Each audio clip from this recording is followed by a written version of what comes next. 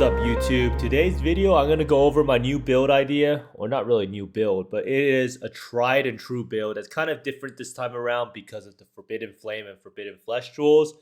And it is a build that a lot of people always ask me to try out and give my input on. And it is Accuracy Stacker, but this Accuracy Stacker is a Tornado Shot character. And boy, oh boy, is it expensive. So let's see. I've already bought 2 of the MTX. So I'm trying to think, if I buy every single MTX, I'm pretty sure the skill will feel a lot better. So far, 2 downs. Build still feels kind of bad. But one of the reasons why the build feels so bad is because these are my poor boots, right? And this is me getting stuck in the mud with all sorts of slows. Temp chains, vines, chilled, and the delirium hands. Everything about the game feels terrible when you just have to rely on moving around. There's just too many movement slows in the game at the moment, and I really miss not having Whirling Blades, but I do think that this build has insane potential, but at this current level of investment, and my investment is not even very low at the moment, it's probably multi-mirror, it does not feel very good still, but I do believe I can make this build work. I believe I can make this build work. I believe I can make it work. So if I keep saying it, maybe it will happen. I don't really know. But I'm going to go over the core concepts of the build, how the build actually is right now, and why this will probably be my future build for the next couple of days before maybe I make an Aura Stacker.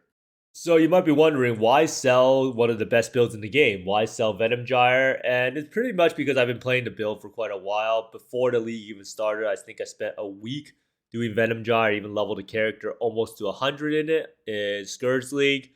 And I finally reached my lifelong goal of level 100 in only Simulacrums. I do believe that Simulacrums, even though it is a pretty specific type of defense you need, it is a very good bearing on whether your character sucks or not. And if that is a judge of how good a character is, my current character that I made is hot trash. Like, there's no other way to describe it. There's no way that a character with Mage Blood can be actually that bad, right? But it has some growing pains, of course. But basically, Venom Gyre reached its goals of level 100, and it's actually very surprising, very strong character. I do think that part of the tankiness compared to bow characters is the fact you have Fortify, and you also have Elusive, so there's just a lot of layered defenses on top of each other, right? So I also bought into all the hype of the Tornado Shot. Everyone's playing Tornado Shot with Omniscience, and I experienced FOMO. So I wanted to make the ultimate Tornado Shot character, and yeah, the character is ultimate, all right. It's ultimately bad, is probably my current conclusion.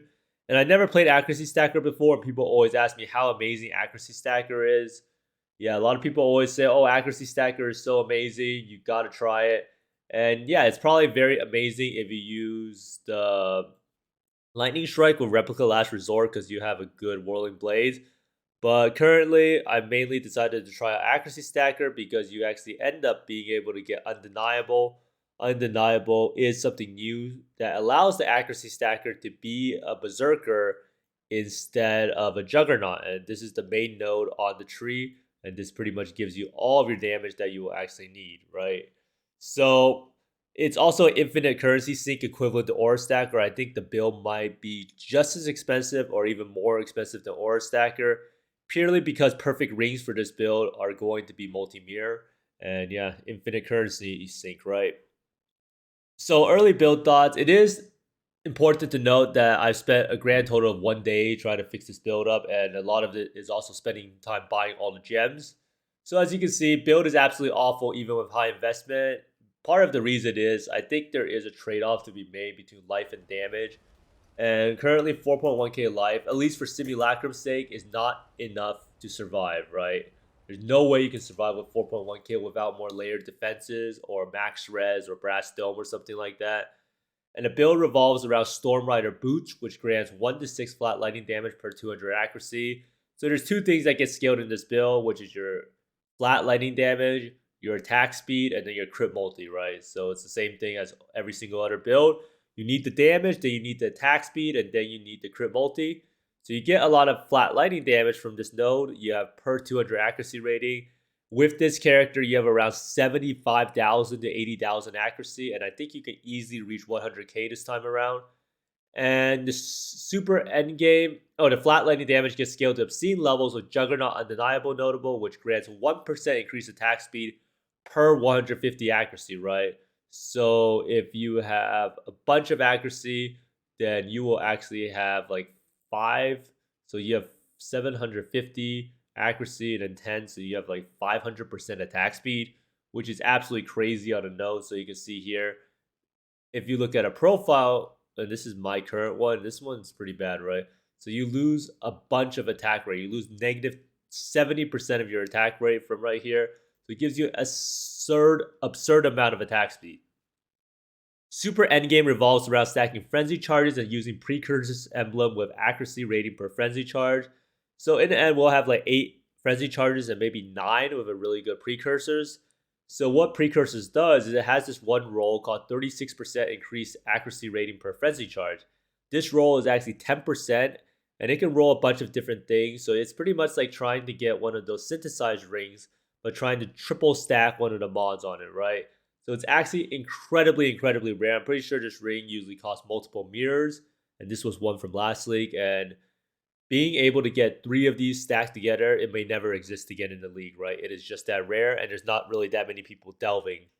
And then a lot of the flat accuracy in the build is through all of these Abyss Jewels. So you can see here, these Abyss Jewels can get up to 200 to up to 300 accuracy. These Abyss Jewels are actually super hard to find and roll, because in order to get tier 1 accuracy, you have to get level 85 Abyss Jewel. And level 85 Abyss Jewels are just incredibly rare. So getting these Abyss Jewels will be quite a challenge in order to min-max the character. So big problem there, right? So as you can see already, the jewels are super expensive.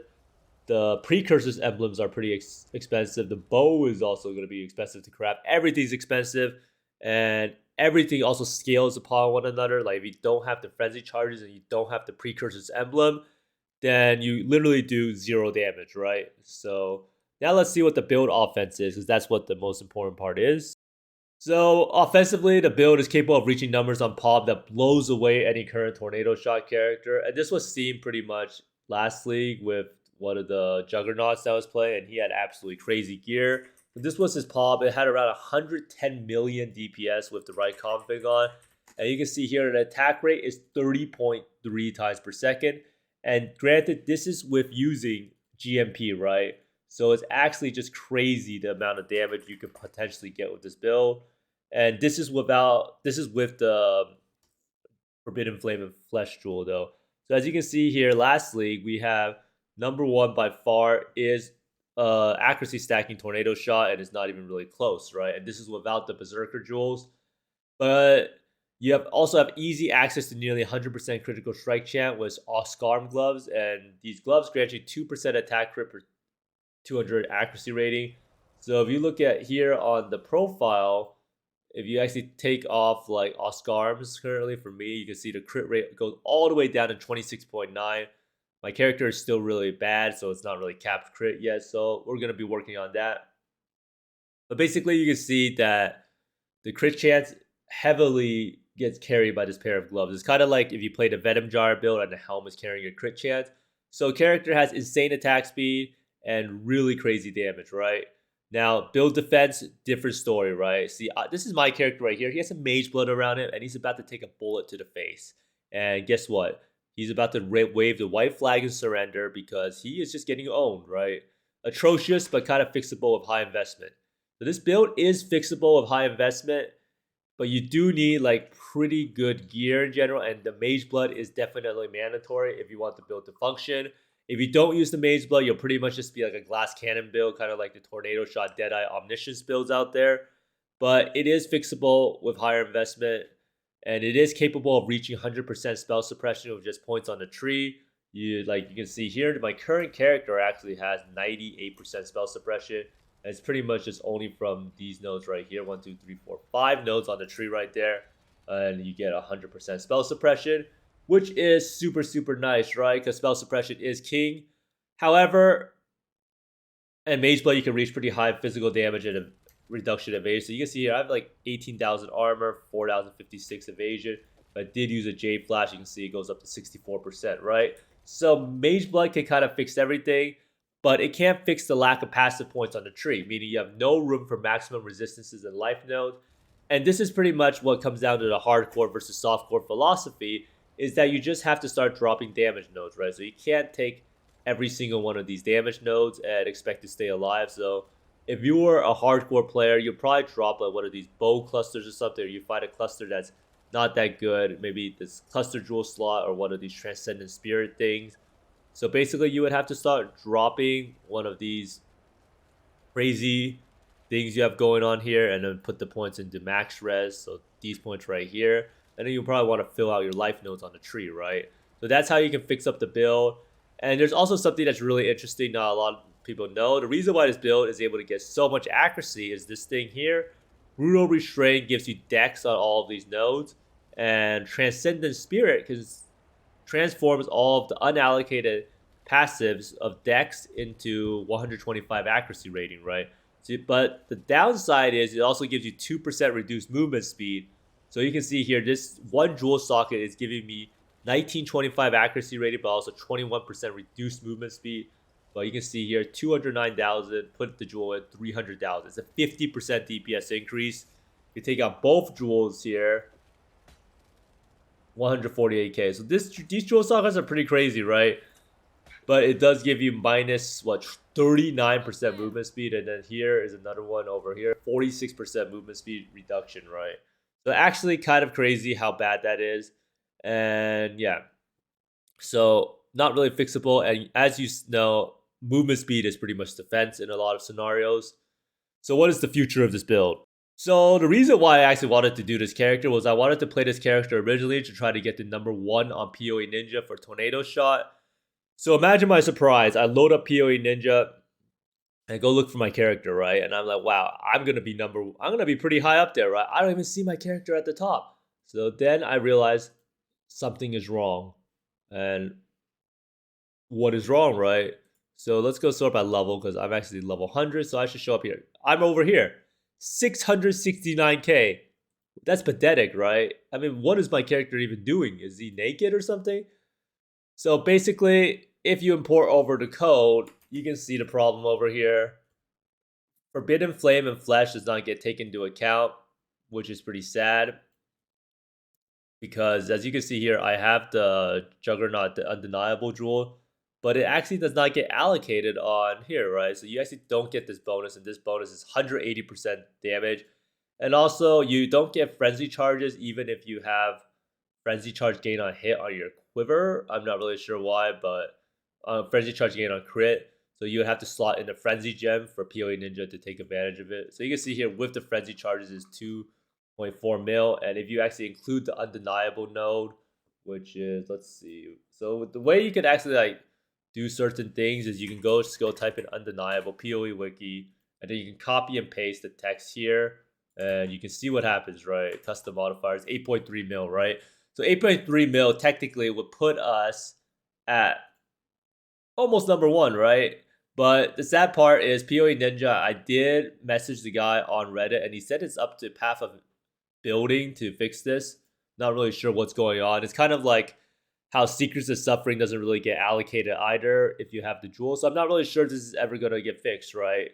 So no damage. Build is not really that strong overall, so I might decide to min-max an ore stacker, but I am really enjoying Tornado Shot. I think my goal is to probably switch this build over to Juggernaut, get #1, and sell it off on TFT. But I do think that Juggernaut is probably a more balanced build because you do fix a lot of the movement speed issues, and the damage is not too terrible. You can see here, Unstoppable. Movement speed cannot be modified below base value, which is really important. And then you have Undeniable. And then you also have the Endurance Charge, which fixes your, your Endurance Charge fixes your survivability. And then you also have Unbreakable, which also fixes your damage taken, right? So Juggernaut might be the best in terms of getting the damage high because you really need this Undeniable node. But not really sure what to do, right? That's just how PoE.Ninja is. Maybe they'll fix it, maybe they won't. But kind of ruined my desire to play the build after seeing that. But I am going to try to make a guide for this build for people who have infinite currency. And I am still working on a budget guide for Venom Gyre, Shrink Stacking. And I will probably do a Trinity Venom Gyre build now that name locking is fixed. But thanks for watching, everyone. I hope you find more mirrors, exalts, and mage bloods than me, and see you next time. Bye.